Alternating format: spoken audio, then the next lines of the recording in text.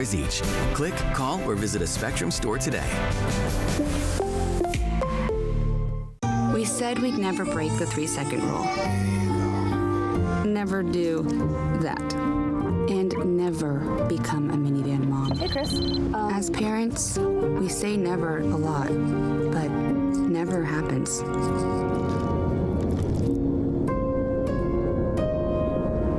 So when you say you'd never leave your child in a hot car, know it can happen. Before you leave the car, always stop, look, lock.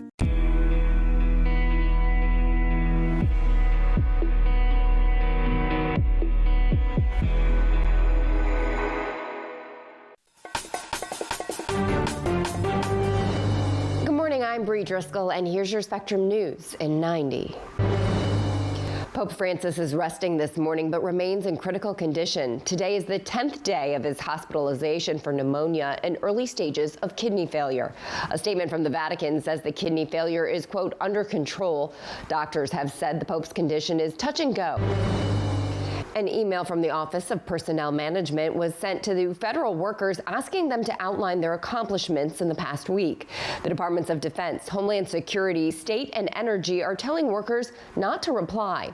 In a post on X, Elon Musk says he'll interpret a failure to respond as a resignation. The National Federation of Federal Employees says workers should discuss the emails with their supervisors. Today marks 3 years since the start of Russia's war in Ukraine. Dozens of foreign leaders are scheduled to visit Kyiv in honor of the anniversary. Ukrainian President Volodymyr Zelensky says he will step down if that means peace for his country. European leaders are preparing to hold an emergency summit March 6th to discuss next steps for Ukraine and Europe's security. An American Airlines flight from New York to New Delhi was escorted by the Italian Air Force after a security concern. The airline says the threat proved to be non-credible and the plane landed safely in Rome. That's your Spectrum News in 90.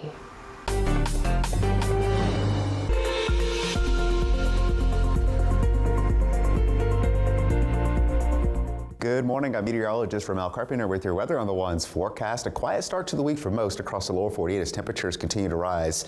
A few degrees above the average for this time of year. We're going to be in the low 60s in Kansas City, down through Memphis, the 50s across the Great Lakes region with a great deal of sunshine in the forecast. Down towards Florida, though, we do have a good chance for some showers and maybe a few rumbles of thunder as well. We'll break down those details and more coming up in 10 minutes on your weather on the Ones.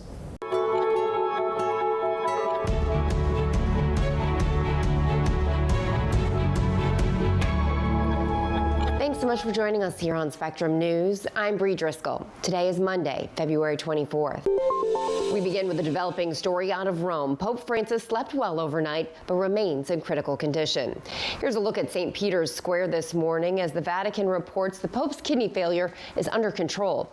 The pontiff didn't deliver the weekly Angelus prayer yesterday, but he did take part in the Holy Mass from Gemelli Hospital. The 88-year-old leads more than 1 billion Catholics around the world, many of whom prayed for his recovery at Sunday services. As a memorial grows outside his hospital, a photo of Pope Francis was projected onto the obelisk monument in his home country of Argentina over the weekend. Our Jenna Enoch joins us now. Jenna, what update can you give us on the Pope's health? Bree, the 88-year-old Pope remains in critical condition this morning. Doctors say they do have his mild kidney failure under control as Francis battles pneumonia in both his lungs. Doctors also say he hadn't experienced any further respiratory crises since Saturday. Francis's condition is still touch and go, though, given his age, fragility, and pre-existing lung disease. Doctors have warned that the main threat facing Francis is sepsis. It's a serious infection of the blood that can occur as a complication of pneumonia. The Pope has had a history of respiratory infections. When he was a young man, he suffered a severe infection that led to the removal of part of his lung. But doctors do say he is responding positively to medical treatment for that pneumonia. Bree? And Jenna, we are seeing the world come together in prayer for the Pope. Can you explain the responses as so many are hoping for his quick recovery? Of course, Bree, in his home country of Argentina, Catholics attended Mass yesterday to pray for the Pope's recovery. Dozens of Argentinians gathered at the Buenos Aires Metropolitan Cathedral for prayer for the Holy Father. And of course, outside his hospital window, dozens prayed the Noon Angelus prayer yesterday. It's normally something that the Pope does publicly over St. Peter's Square. The Pope did not make an appearance, but the crowds held their rosaries and bowed their heads, praying, of course, for him to recover. And we pray, when we long for to have the gift of some more time with him. Pope Francis was conscious but still receiving high flows of supplemental oxygen Sunday following his respiratory crisis and blood transfusions over the weekend. Of course, we'll keep you updated as we hear more from the Vatican. Bree, back to you. Jenny, Nick, thank you very much, Jenna. And we continue our coverage on the health of Pope Francis. Later in the newscast, we sit down with Father Patrick Flanagan to discuss how the Catholic Church is handling the Pope's illness. Workers are facing another deadline as President Donald Trump and Elon Musk seek to reduce the size of the federal government with the U.S. DOGE service. Over the weekend, employees at various agencies received an email telling them to account for their achievements of the last week. Spectrum's Angie Gonzalez has the latest from Washington. On Saturday, this email was sent to federal employees telling them to explain what they did last week in 5 bullet points before midnight tonight. While the email came from the government's HR agency, Elon Musk referenced it in a post on social media, writing that failure to respond would be taken as a resignation. Unions representing these workers are vowing to take legal action. What they're doing is illegal. They cannot fire workers for not complying with this email. There is also pushback among some Trump administration officials, including the newly confirmed director of the FBI. In an email, Kash Patel told FBI personnel to pause any responses. Officials at the Departments of Defense, State, and Energy are also telling their workers not to reply. Meantime, others are defending the recent actions spurred by the U.S. DOGE service. Every business owner understands that you have to get your house in order before you can advance. That's exactly what DOGE is doing. President Donald Trump himself mocked any controversy over the email sent to federal workers with his own social media post. Some polls show that voters want to see a different approach to the way DOGE cuts are being carried out. They want it done in a respectful, in a decent, in a organized fashion, and they don't see that happening right now. It's unclear whether unions representing federal workers will be able to do anything about the email in time. So far, unions have been mostly unsuccessful in trying to stop DOGE actions in the long term. In Washington, Angie Gonzalez, Spectrum News. The Trump administration places nearly all USAID employees on administrative leave with the exception of designated personnel. The leaves went into effect at 11:59 last night. The email was sent just hours before the administrative leave was set to take effect.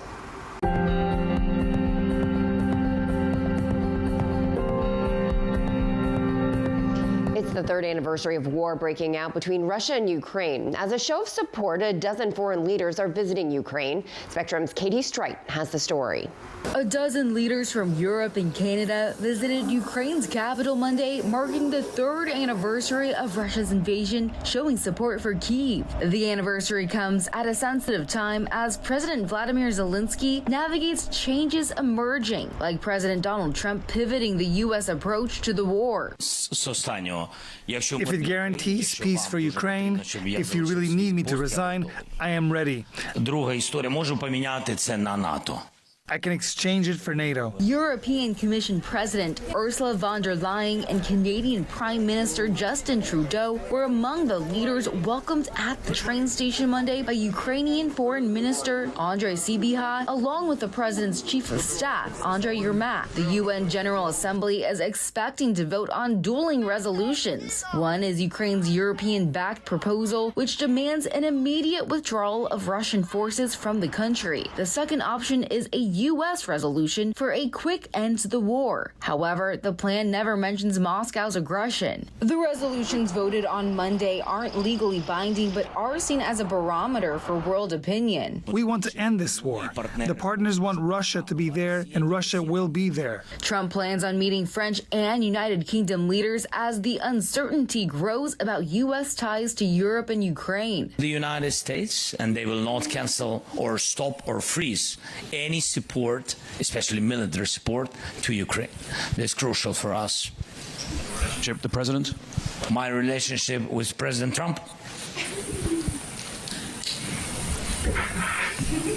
it never was in such best way. Russia's foreign ministry said over the weekend preparations for a face-to-face meeting between Trump and Putin were underway. U.S. officials have said that they had agreed with Moscow to reestablish diplomatic ties and restart economic cooperation. For Spectrum News, I'm Katie Streit.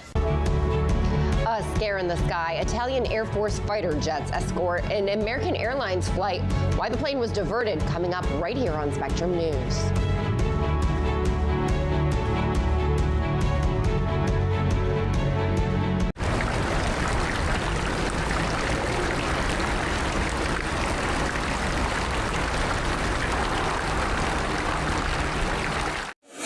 Weather can be beautiful, inconvenient, and at times powerful. And it affects everything we do. At Spectrum News Plus, our weather experts update you with the information and the context you need so you can better plan your day. And we do it every 10 minutes.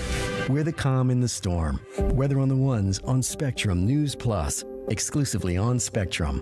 And get your weather anytime on the Spectrum News app. I really am in the middle of nowhere. Every day is different.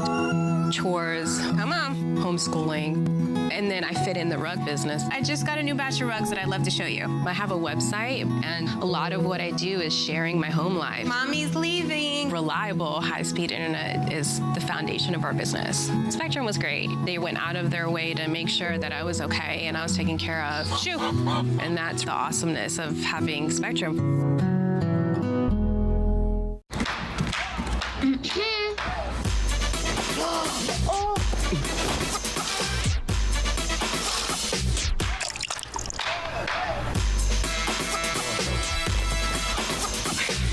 You're not gonna get it all right.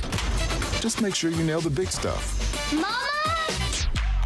Like making sure your kids are in the right seat for their age and size. Get it right at nhtsa.gov/the-right-seat.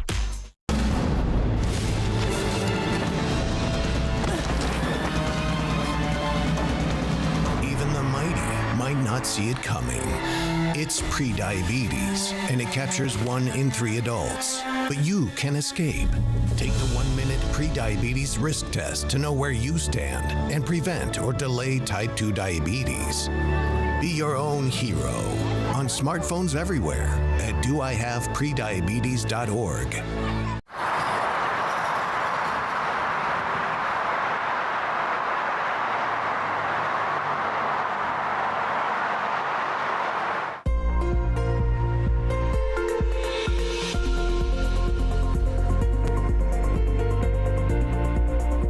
Welcome back, everybody. I'm meteorologist Ramel Carpenter with your Weather on the Ones forecast. Hope you all had a wonderful weekend. It certainly was unsettled at times and a few spots across the lower 48, especially up in the Pacific Northwest, where we had multiple rounds of rain and snow, and that's going to continue once again over the course of the day today. Along the Gulf Coast, though, we've had an area of low pressure start to track across Louisiana, now working its way into the Sunshine State. Rainfall totals have been a little over 1.5 inches, upwards of 2+ inches at a few spots, and that will be the case for us today across the state of Florida. You'll notice as that area of low pressure continues to work its way eastward, things are going to stay pretty quiet across the central U.S. We're finally getting a break from that active weather pattern that we have been dealing with over the last several weeks, but we could see some moderate to heavy rainfall at times throughout the day today in Florida. So if you live in this state, make sure you have the rain gear handy. And in the southern part of the state, we do have a low-end threat for some strong to severe thunderstorms, which does include Miami. Main concern today is going to be some damaging wind gusts along with some torrential downpours for that matter as well, which is going to lead to some rainfall totals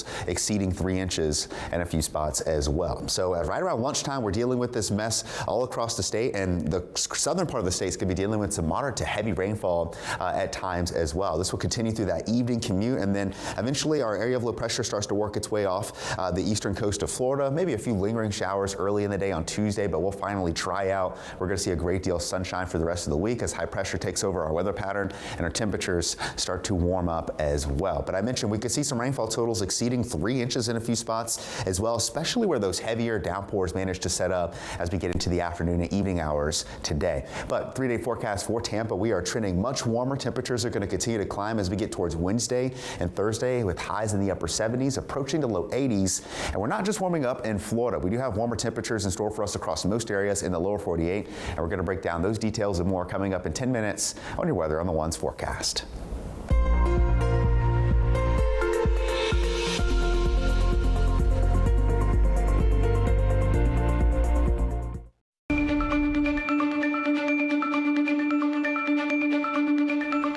If you're just joining us, here's a look at what you need to know. Pope Francis is resting this morning but remains in critical condition. Today is the 10th day of his hospitalization for pneumonia and early stages of kidney failure. An email from the Office of Personnel Management was sent to federal workers asking them to outline their accomplishments in the past week. In a post on X, Elon Musk says he'll interpret a failure to respond as a resignation. And today marks 3 years since the start of the war in Ukraine. Dozens of foreign leaders are scheduled to visit Kyiv in honor of the anniversary. And that's a look at what you need to know this morning. A scare in the sky over Italy on Sunday. An American Airlines flight from New York's JFK Airport was diverted to Rome after a potential security concern. The flight was headed to Delhi, India. The plane was escorted yesterday by 2 Italian Air Force jets to the country's nearest airport. According to American Airlines, the flight landed safely and was inspected and cleared for redeparture. American Airlines says the concern proved to be non-credible but did not elaborate.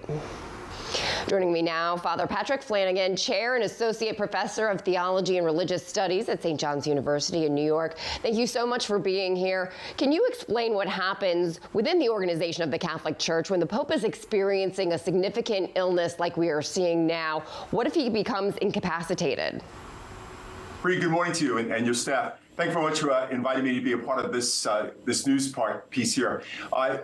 All the world is focusing on Gemelli Hospital and Rome itself as they look to this indomitable moral leader, this leader of the Catholic Church.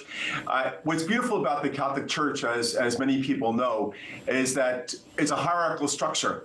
And as a hierarchical structure, we have in place folks, both cardinals and lay people and other bishops and priests who are busy about the work of the church. Now, you may know very well that this past week, archbishops in Detroit as well as in Cincinnati were appointed, and the Pope actually had to sign off on that. So when he's up to it, he's able to sign off on these things. The other reality is that we have Cardinal Parolin, who's the Secretary of State, and the whole College of Cardinals that is behind the Pope, assisting the Pope with day-to-day activities. So while the Pope is somewhat removed from the mainstream activity of the Church, there are plenty of people behind the scenes that are assisting him. And when he's able, he's actually very much involved in the day-to-day activity. And even while the Pope is experiencing this health crisis, he is still taking part in Holy Mass from Gemelli Hospital. And he sent out this message over social media saying, "I have recently received many messages of affection, and I have been particularly struck by the letters and drawings from children. Thank you for your closeness and for the counseling prayers I have received from all over the world." Father Flanagan, what does this say about the Pope that he continues to spread his message despite his condition? You know, that's the beautiful thing about Pope Francis. The wonderful thing about him is that he's a relational man. And that relationship begins with his relationship with God. So from the very beginning, we saw him going to St. Mary Major and praying to Our Lady for her assistance in guiding him in his pontificate. And very much all throughout his pontificate, almost 12 years now, next month, we will see a man of prayer who's deeply committed to God. And the fruit of prayer is gratitude, and we see that. So if you ever had a chance, anyone that's been in his presence, one of the key things that Pope Francis has asked over and over again please pray for me, please pray for me. He knows the task is not his own. He takes up this task in the name of Jesus Christ as his vicar, and he's very much bolstered by the prayers of others. And as you saw in that little message on X, he's very much encouraged by particularly the children's messages and their hope and their promises for his recovery. And can you share with us the impact that Francis has had on the Church? It has seen significant changes under his leadership. So I think, in any organization, we recognize that first moves are telling moves. As they say, you can tell a leader by their first 100 days. And when we look at the first 100 days of Pope Francis, first of all, he came out and he was very simple in his presentation of who he was, what he was about. He prayed with us. And again, he asked for the prayers of the people before he extended his blessing to the world. And so I think that one of the key things that his contributions has been is challenging us to look beyond ourselves. So often enough, we hear him speaking of the word margins, peripheries, an ethics of encounter, an ethics of an affirmation. All right, Father Patrick Flanagan, thank you so much for your insight today. Thank you, Brady. Just ahead on Spectrum News, a report from Los Angeles and the 2025 Screen Actors Guild Awards. Big winners and the legend honored with the Lifetime Achievement Award.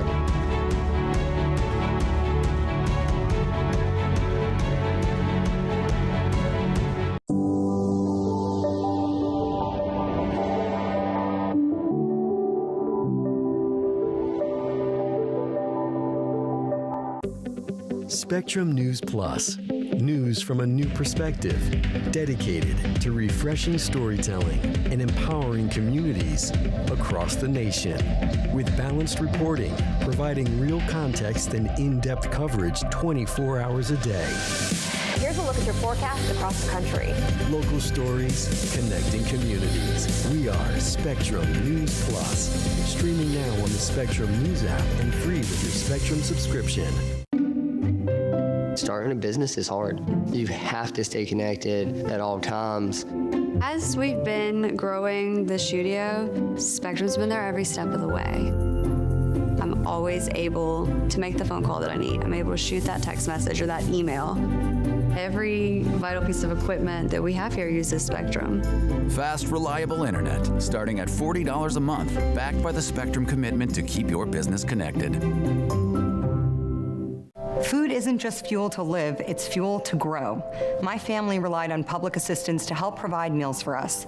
These meals fueled my involvement in theater and the arts as a child, which fostered my love for acting. The Feeding America network of food banks helps millions of people put food on the table. When people are fed, futures are nourished. Join the movement to end hunger, and together we can open endless possibilities for people to thrive. Visit feedingamerica.org/actnow.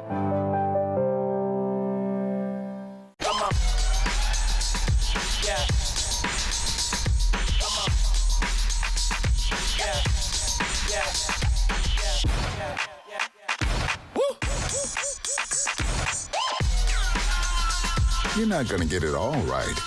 Just make sure you nail the big stuff, like making sure your kids are in the right seat for their age and size. Get it right at nhtsa.gov/the-right-seat.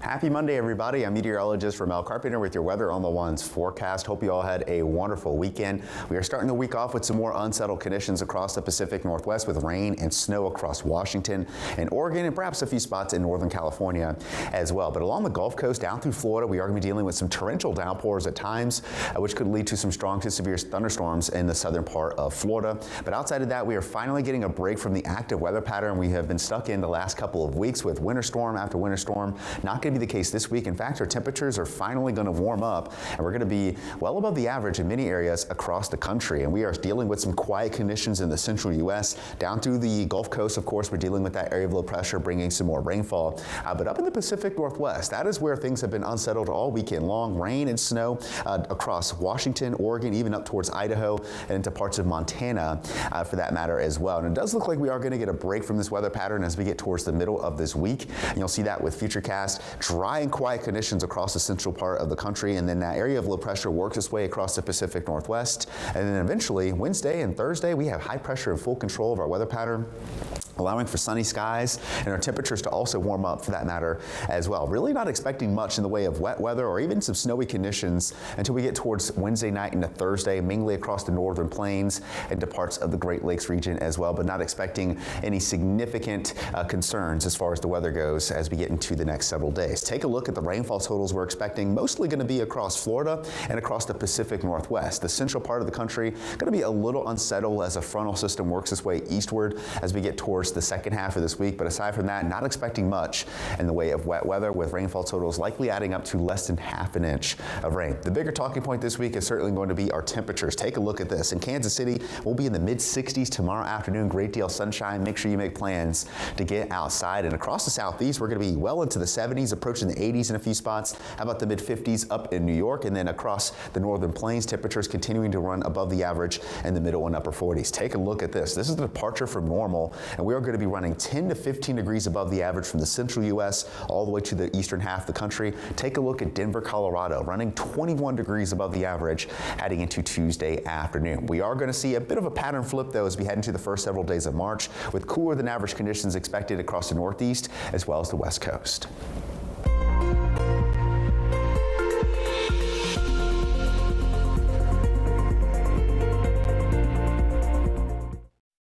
The Screen Actors Guild Awards delivering some moving speeches, a surprise win, and giving some actors award season momentum last night. Ray Williams breaks down the show where actors honor actors. 31st Annual Screen Actors Guild Awards. The 31st SAG Awards kicked off from the Shrine Auditorium with its usual hilarious I Am an Actor segment. I am Jessica Williams. I'm LA born and bred, and I am an actor.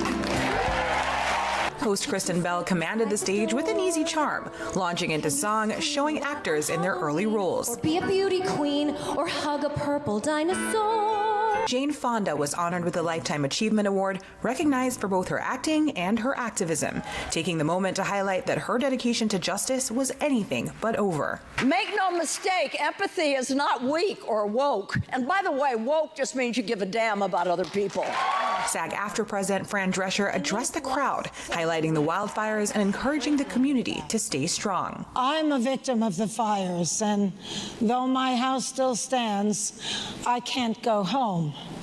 Still, I'm one of the lucky ones. When it came to winners, Shogun delivered a sweep similar to last year's, winning awards for Outstanding Performance by a Male Actor in a Drama Series for Hiroyuki Sanada, Outstanding Performance by a Female Actor in a Drama Series for Anna Sawai, and Outstanding Performance by an Ensemble in a Drama Series. Thank you, thank you. Zoe Saldana continued her award season run with a win for the embattled film Emilia Perez. Oh, wow. While Kieran Culkin took home an actor trophy for A Real Pain, where he pointed out a weighty issue that loomed over the show throughout the night. Thank you, SAG-AFTRA, for this incredibly heavy award. Really, she said this, Kieran was right.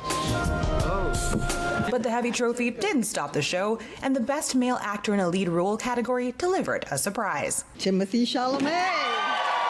Timothée Chalamet took home the award over Adrian Brody, Daniel Craig, Coleman Domingo, and Ralph Fiennes, delivering a speech where he honored his heroes. I'm as inspired by Daniel Day-Lewis, Marlon Brando, and Viola Davis as I am by Michael Jordan and Michael Phelps, and I want to be up there. Demi Moore continued her award season sweep, winning Best Female Actor in a Lead Role, reminiscing on getting her Screen Actors Guild membership in 1978. It changed my life because it gave me meaning, it gave me purpose, and it gave me direction. And the big award of the night, Outstanding Performance by a Cast in a Motion Picture, a category that's been stiff all season, went to Conclave, beating out Honora, A Complete Unknown, Emilia Perez, and Wicked. A night of actors honoring actors, with winners and presenters alike showing that beyond the cameras and red carpets, it's the craft and community that keeps Hollywood going. Ray Williams, Spectrum News. Up next, the Oscars. And up next for us, our Spectrum News in 90, which is coming up right after a short break.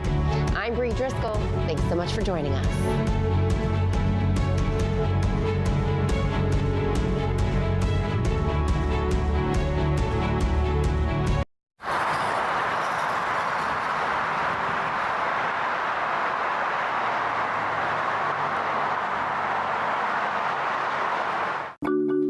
I tell my son, I love you every single day. I My dad has never said that to me. Not because he doesn't love me, but because culturally it wasn't comfortable for him. Now that he's a grandfather, he says, I love you to my son every time he sees him. My advice to all the fathers out there, forget the cultural restrictions. They grow up way too fast for you to waste even a single precious moment.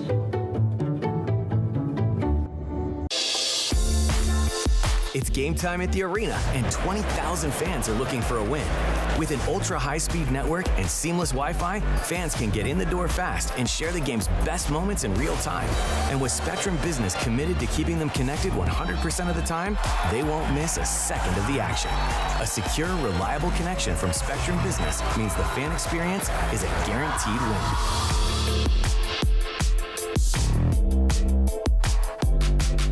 Sometimes in life, in order to move forward, it helps to look back. To learn from the pioneers and trailblazers. To gain inspiration from those who came before us. To show us what it means to act with empathy and to show that love has no labels. Join WWE and Love Has No Labels throughout the year in celebrating people from all communities and heritages. Because when love has no labels, that's a love we can all fight for. Women are bad with money. That's what the world's been saying for centuries. But now we've got something to say. Save it. It's time to save ourselves by saving our money. Until we're no longer 80% more likely than men to live in poverty in retirement. Save it. The falsehoods, the feelings of fault. Then the funds. Learn how to save for your retirement at WeSaySaveIt.org.